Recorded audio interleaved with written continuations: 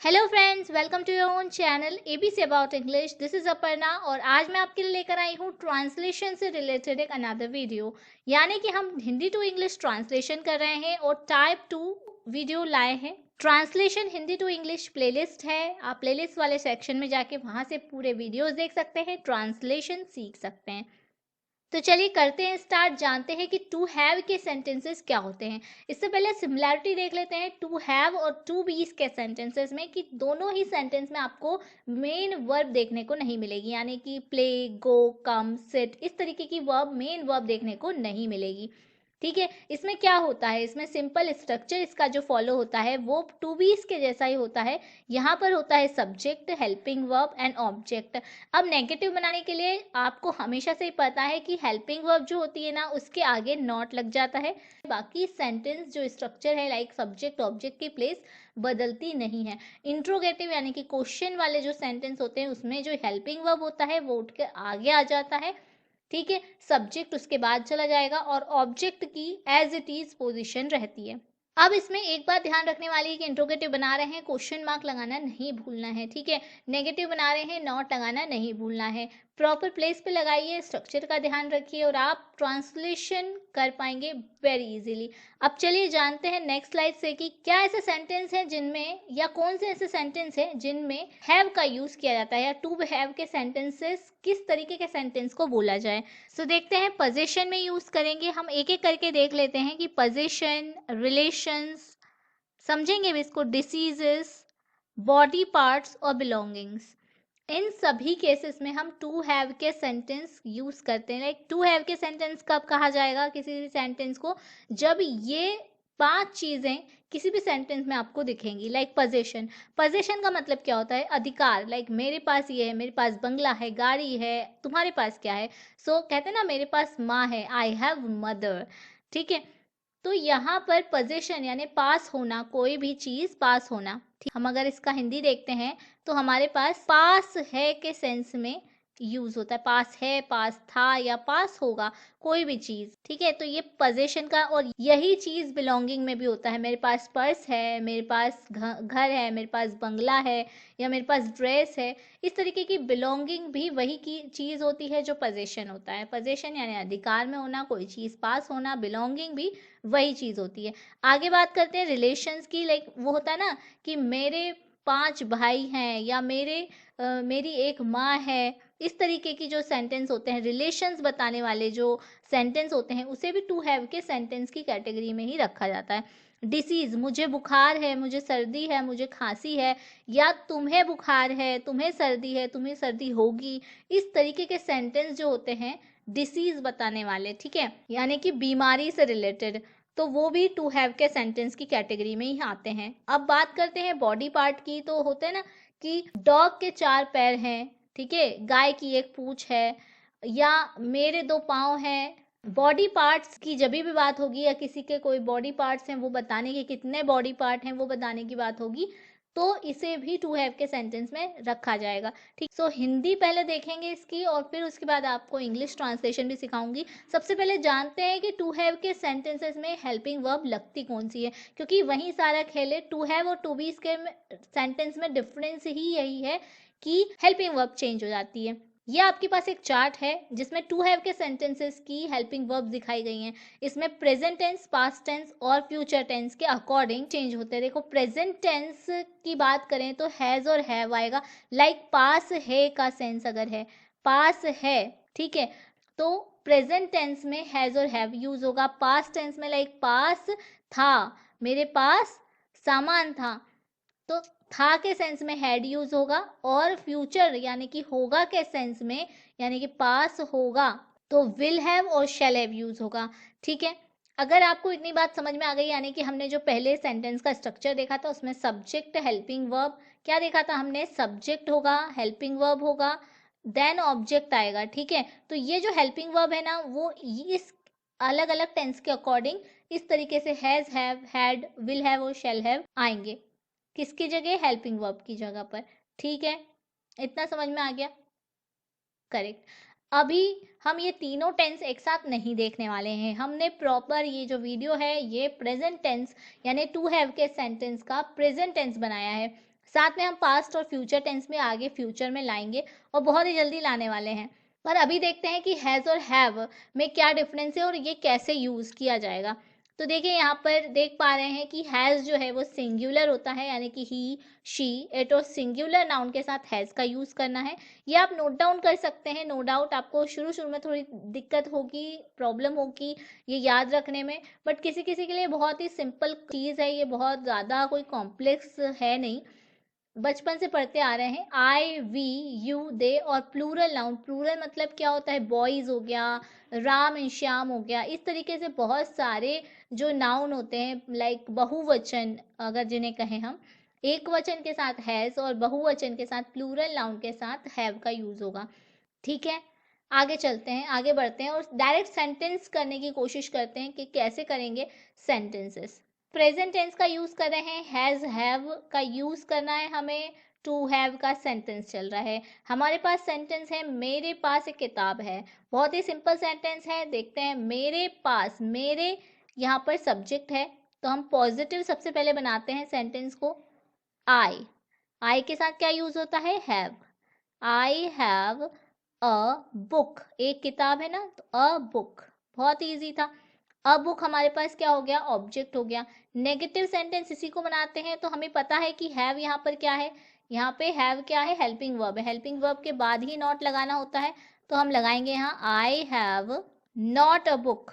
Interrogative sentence बनाते हैं तो हेल्पिंग वर्ब आगे आ जाती है, हैव। अगर बात करें तो इस तरीके से, हैव आई अ बुक, इस तरीके से होगा, बट जनरली इस तरीके का सेंटेंस चलता नहीं है। तो हमें क्या करना है इंट्रोगेटिव बनाने के लिए? तो देखिए, आप याद रखिए कि हैज़ जहाँ पर भी यूज़ होगा ना, उसकी जगह पर डज हैव यूज़ करना है आपको। क्या यूज़ करना है? Does have. ठीक है। और हैव जहाँ यूज़ करते हैं तो यहाँ यूज़ करना है डू हैव का, डू हैव, इस तरीके से। और हैड जहाँ यूज़ करते हैं ना, वहाँ पर डिड हैव का यूज़ करना है। क्या करना है? डिड हैव का यूज़ करना है। तो अब इसी सेंटेंस को हम थोड़ा अच्छे से लिखते हैं तो वो ज़्यादा क्लियर होगा। हमें हैव की जगह पर डू हैव का यूज़ करना है, तो डू आगे आ जाएगा। Do I have a book. अब ये मोर करेक्ट आंसर है। ठीक है, तो इसी तरीके से हम आगे भी चलेंगे, तो आप कंफ्यूज मत होइएगा कि यहाँ पे ये डू कहाँ से आ गया। ठीक है, तो आप ये रूल बस याद रखिए कि हैज़, हैव और हैड की जगह पर क्या क्या यूज़ करते हैं। ठीक है, नेक्स्ट सेंटेंस की बात करते हैं। उसे बुखार है। मैंने सो डिसीज जब भी बतानी होती है तब भी हम किसका यूज़ करते हैं? तभी भी हम टू हैव के सेंटेंस का यूज़ करते हैं। तो चलिए चलते हैं, पॉजिटिव सेंटेंस बनाते हैं इसका। तो पॉजिटिव सेंटेंस है, उसे बुखार है। अब उसे यानी कि लड़का भी हो सकता है, लड़की भी हो सकती है। ही लिख देते हैं अभी, ही हैज़ आएगा ही के साथ, फीवर। ठीक है, he has fever. Negative sentence बनाएंगे तो ही हैज़ नॉट फीवर। ठीक है, नेक्स्ट सेंटेंस इंट्रोगेटिव बनाना है, क्वेश्चन मार्क लगाना नहीं भूलना है। तो डज ही हैव फीवर? क्या उसे बुखार है? देखिए यहाँ पे हैव क्यों आया, डज क्यों आया? क्योंकि हैज़ जो है वो डज हैव में टूट जाएगा। ठीक है, उसे डज हैव के सेंस में भी लिख सकते हैं, इसीलिए यहाँ पे डज और हैव आया। आप बोलेंगे कि हैज़ का सेंटेंस था, ही के साथ तो हैव आता ही नहीं है, फिर कैसे आ गया?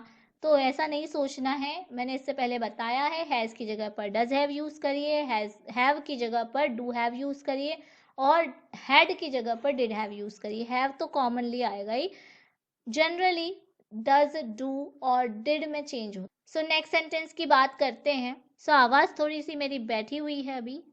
पॉजिटिव सेंटेंस बनाते हैं। हमारी 6 बुआएं हैं। 6 यानी 6, बुआ यानी आंट। ठीक है, हमारी, वी के साथ आता है have. We have 6 and aunts. ठीक है, नेगेटिव बनाते हैं इसी का, तो we have not 6 aunt. Interrogative बनाएंगे तो डू वी हैव 6 एंड्स। जो यहाँ पर हम हैव की जगह पर डू हैव का यूज कर रहे हैं, ये यहाँ पर भी हो सकता है। लाइक अगर नेगेटिव भी इसका बनाना होगा ना, तो we do not have 6 ends, इस तरीके से भी हम बना सकते हैं। ठीक है, और क्वेश्चन मार्क लगाना इंट्रोगेटिव में नहीं भूलना है। नेक्स्ट सेंटेंस चलते हैं, 10 सेंटेंस करने वाले हैं। फोर्थ सेंटेंस हमारा है, मेरे पास कुछ चांदी के सिक्के हैं। बनाते हैं इसके मेरे पास, लाइक आई हैव सम, कुछ, some silver coins. Negative, I have not या I do not have some silver coins. और interrogative, do I have some silver coins. So next sentence है, गरीबों के पास राशन है। राशन को आप फूड कह लो, और राशन को राशन भी कह सकते हैं इंग्लिश में। मैं जनरली फूड का यूज़ करने वाली हूँ यहाँ पर, क्योंकि राशन से मतलब फूड से ही है, कि गरीबों के पास राशन है, खाना है, फूड है। तो पॉजिटिव सेंटेंस बनाते हैं कि गरीब यानी कि पुअर, पुअर पीपल यूज़ करिए, या पुअर एज अ नाउन भी यूज़ कर सकते हैं। पुअर, पुअर्स हैव, क्योंकि प्लूरल बना दिया हमने इसको। गरीबों भी कहा था, गरीब के पास नहीं कहा था, गरीबों के पास है, तो पुअर्स हैव फूड। नेगेटिव इसको बनाएंगे तो पुअर्स हैव नॉट फूड, गरीबों के पास राशन नहीं है। और क्या गरीबों के पास राशन है, तो do poors have food, question mark. उनके पास पर्याप्त धन दौलत है, तो उनके यानी कि दे के साथ लगता है have, they have sufficient wealth, धन दौलत को कहेंगे वेल्थ। नेगेटिव बनाते हैं तो हैव के बाद जनरली नॉट लग जाएगा बस, और उससे ज़्यादा कुछ नहीं होगा। They have not sufficient wealth, do they have sufficient wealth, question mark. Sarla के पास अनाज है। अब देखिए, सरला सब्जेक्ट है हमारा, के पास यानी कि हैज। सरला एक वचन है, सरला सिंगुलर नाउन है। सरला हैज, अनाज को कहते हैं ग्रेन, जो कि हमारा ऑब्जेक्ट है, तो हम बाद में लिखेंगे, ठीक है। पॉजिटिव सेंटेंस बनाते हैं कि Sarla has grain, Sarla has grain, Sarla has not grain, grains कर लीजिए इसको, अनाज। इंट्रोगेटिव सेंटेंस की बात करें कि क्या सरला के पास अनाज है, तो डज सरला हैव ग्रेन्स, क्या सरला के पास अनाज है, ठीक है। नेक्स्ट सेंटेंस की बात करते हैं, उसे सर्दी और जुकाम है। उसे यानी कि शी, ही भी लिख सकते हैं, शी हैज, सर्दी यानी कि कोल्ड, एंड कफ। नेगेटिव की बात करें तो she has not cold and cough. और इंट्रोगेटिव की बात करते हैं तो does she has, does she have, does she have cold and cough. देखिए, यहाँ पर कंफ्यूज नहीं होना है कि यहाँ तक हैज चल रहा था, फिर हैव कैसे आ गया, ठीक है। ये ही हैज जो है वो यहाँ पर डज और हैव में टूटा हुआ है, यानी कि डज हैव कंबाइन फॉर्म में हैज बनाता है, इतना भी आप समझ सकते हैं। अगर यही हैज को ना डज और हैव में कन्वर्ट किया गया है, चेंज किया गया है। नेक्स्ट हमारा है सेंटेंस कि मेरा एक भाई और दो बहनें हैं। सो आई हैव, ठीक है, कितने भाई है, a brother and 2 sisters। I have not a brother and 2 sister, कि मेरा एक भाई और दो बहनें नहीं हैं। आई have not a brother and 2 sisters। और इंट्रोगेटिव की बात करें तो डू आई हैव, क्या मेरे पास है एक भाई और एक बहन, do I have a brother and 2 sisters। तो चलिए without any delay last sentence भी कवर कर ही लेते हैं। हमारा गला खराब है। हमारा सेंटेंस क्या है, हमारा गला खराब है। हमारा यानी कि वी हैव सोर थ्रोट, क्या कहेंगे, sore throat, we have sore throat. Sore throat का मतलब गला खराब होना, ठीक है। वी हैव नॉट, नेगेटिव बना रहे हैं, हमारा गला खराब नहीं है, sore, we have not sore throat. Interrogative बनाते हैं तो do we have sore throat, do we have sore throat. तो देखिए, यहाँ पर हमारा वीडियो होता है एंड।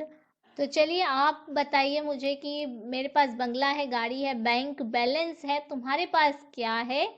सो ये डायलॉग है दीवार मूवी का, और इसकी इंग्लिश आप मुझे इस डायलॉग की इंग्लिश में अगर ट्रांसलेट करके बता देते हैं तो मैं समझ जाऊंगी कि आपको ट्रांसलेशन का यानी कि टू हैव के सेंटेंसेस समझ में आ गए हैं। तो मैं डायलॉग आप लोगों के लिए दोहरा देती हूँ कि मेरे पास बंगला है, गाड़ी है, बैंक बैलेंस है, तुम्हारे पास क्या है, मेरे पास माँ है। ये पूरा जो डायलॉग है आपको इंग्लिश में बताना है कमेंट सेक्शन। सो फर्स्ट जो सही जवाब देता है उसकी कमेंट में करूंगी पिन। आज के लिए इतना ही, मिलते हैं नेक्स्ट वीडियो में। Till then goodbye, see you. So how was it? You like it, right? Yippee! Comment us if you have any doubt. Don't forget to like, share and subscribe to our channel. We will meet in the next video. Goodbye.